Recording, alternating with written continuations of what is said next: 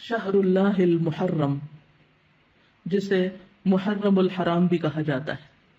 محرم کا لفظی معنی ہے حرام کیا گیا، یعنی جس مہینے کی حرمت ہے، جس میں بہت سے ایسے کام حرام کیے گئے ہیں جن کو ایک مسلمان نہیں کرتا یا ان کا کرنا اس کے لیے حرام میں آتا ہے۔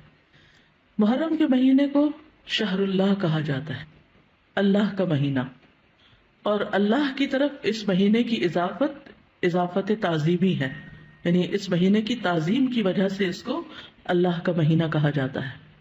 اس سے اس مہینے کی امپورٹنس کا پتہ چلتا ہے۔ صحیح مسلم کی روایت میں آتا ہے، ابو ہریرہ رضی اللہ عنہ سے روایت ہے کہ رسول اللہ صلی اللہ علیہ وسلم نے فرمایا، رمضان کے بعد سب سے افضل روزے اللہ کے مہینے محرم کے ہیں۔ تو گویا اس مہینے کی بھی خاص عبادت پھر کیا ہوئی؟ روزے۔ عشر ذی الحجہ میں تو پہلے 9 دن کے روزے تھے، لیکن اس میں پورے مہینے میں سے جب بھی آپ چاہیں روزے رکھ سکتے ہیں۔ ضروری نہیں کہ پورے ہی مہینے کے روزے رکھیں جیسے رمضان میں رکھے جاتے ہیں، لیکن 10 تاریخ کا روزہ جو ہے اس کی خاص فضیلت ہے۔ محرم الحرام کی ایک اہمیت کی وجہ یہ بھی ہے کہ یہ ہجری سال کا پہلا مہینہ ہے، تو یہ مہینہ عظمت اور برکت والا ہے اور حرمت والا ہے۔ حسن بصری کہتے ہیں کہ بے شک اللہ نے سال کی ابتدا بھی حرمت والے مہینے سے کی اور اس کا اختتام بھی حرمت والے مہینے سے کیا، یعنی آغاز بھی حرمت سے، اختتام بھی حرمت پر۔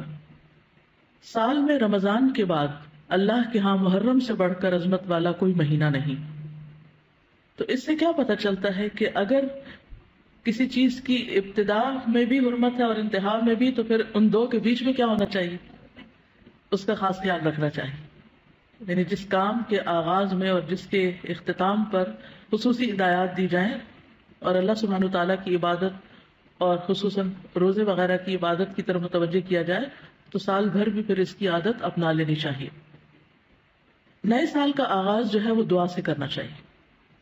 عبداللہ بن ہشام سے روایت ہے، وہ کہتے ہیں کہ جب مہینہ یا سال آتا تو رسول اللہ صلی اللہ علیہ وسلم کے صحابہ یہ دعا اس طرح سیکھتے جیسا کہ وہ قرآن سیکھتے، اللہم ادخلہ علینا بالامن والایمان والسلامت والاسلام وجوار من الشیطان ورضوان من الرحمن۔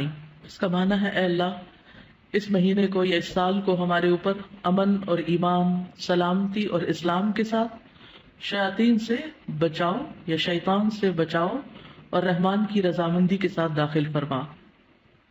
محرم کا مہینہ چونکہ حرمت والا مہینہ ہے تو اس مہینے میں خاص طور پر آپس میں ایک دوسرے پر ظلم کی ممانعت ہے۔ قرآن مجید میں آتا ہے، ان عدت الشہور عند اللہ 12 شہرا فی کتاب اللہ یوم خلق السماوات والارض منها 4 حرم ذلک الدین القیم فلا تظلموا فیہن انفسکم۔ بے شک مہینوں کی گنتی اللہ کے نزدیک اللہ کی کتاب میں 12 مہینے ہیں، جس دن سے اس نے آسمانوں اور زمین کو پیدا کیا، ان میں سے 4 حرمت والے ہیں، یہی سیدھا دین ہے، سو ان میں اپنی جانوں پر ظلم نہ کرو۔ تو میسج کیا ہے؟